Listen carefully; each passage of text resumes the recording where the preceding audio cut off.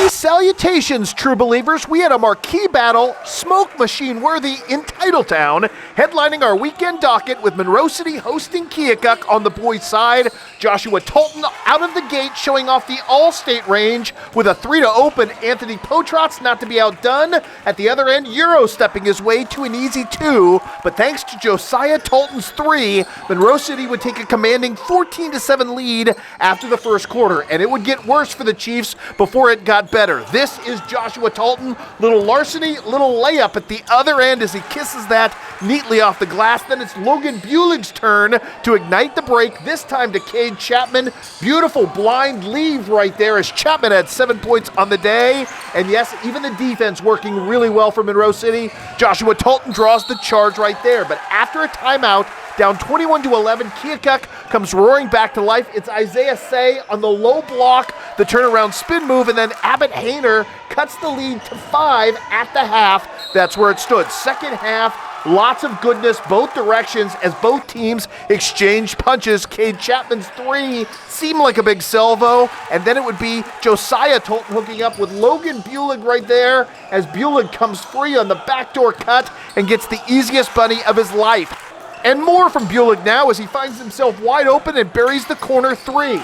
But Keokuk would not allow separation in this game. Abbott Hayner, again, showing up large in the third quarter, knocks down the triple at this point. Then again, Isaiah Say, look at this little dribble drive in the face of 2 defenders, gets that somehow to fall. It's a 5-point lead after 3. Fourth quarter, though, would be all about Monroe City. Backdoor cuts on back-to-back possessions by Josiah Tolton were huge in this one.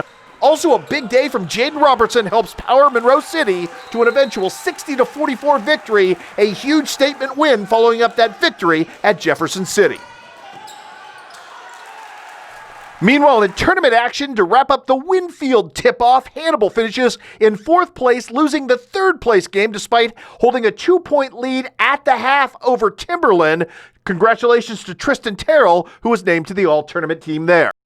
Championship game action now from the Tri-Rivers tip-off between Knox County and Clark County, and Sam Wheeler certifying his place on the all-tournament team here with the offensive putback of his own miss. He had 14 to lead all scorers in this game. Clark County doing a great job on the offensive glass in this one. This time it's Aaron Day getting inside, getting the bucket and the foul as part of a 3-point play. But the story in this game, Knox County, or more particularly in this tournament, Jacob Becker, who was named your tournament MVP, he had 13 right there on the pick and roll action from Connor Hayes as Knox County goes on to win the tournament strap 49-37, marking a big week for the Eagles. These same 2 teams meet again on Monday.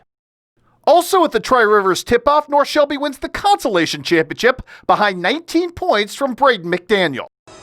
In high school girls action, Monroe City playing host to Nick Tata's very talented Kirksville Lady Tiger squad. Haley Hagan setting the early tone in this one. She had a 14-point day, doing much of her damage in the first half. Huge day as well for Clara Miner, coming around the horn right here like Vasco da Gama. Great take for her, but we're not done with minor threat highlights. Clara having herself a major impact on this game with 10 points, including the 3-point play the traditional way right there, the bucket, the Band-Aid, and the 3-point play. Later, it's Samantha Utterbach, her only points of the game. Nice wing 3 to spot Monroe City to a rather sizable lead at this point. Riley Quinn with a team-high 15 points as Monroe City wins 62-52.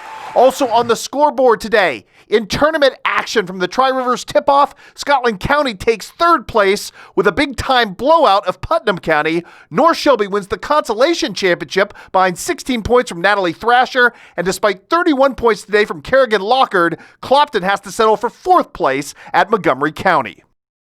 College basketball docket, home opener day for Quincy University, albeit in an empty Pepsi Arena, taking on Lindenwood. The Hawks looking early to reestablish Tanner Stuckman after his rough outing at UMSL.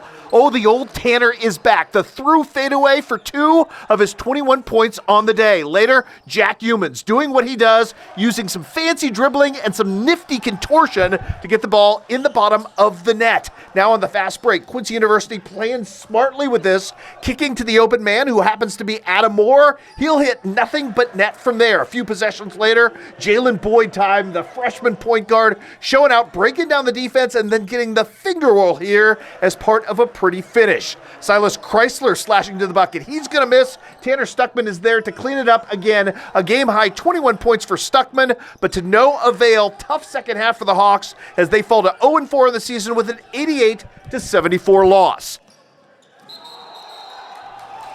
In women's college basketball at the Compass Challenge, it was Western falling to Northern Illinois, 79-67. The Leathernecks led by a double-double inside from Evan Zars, who had 19 and 12.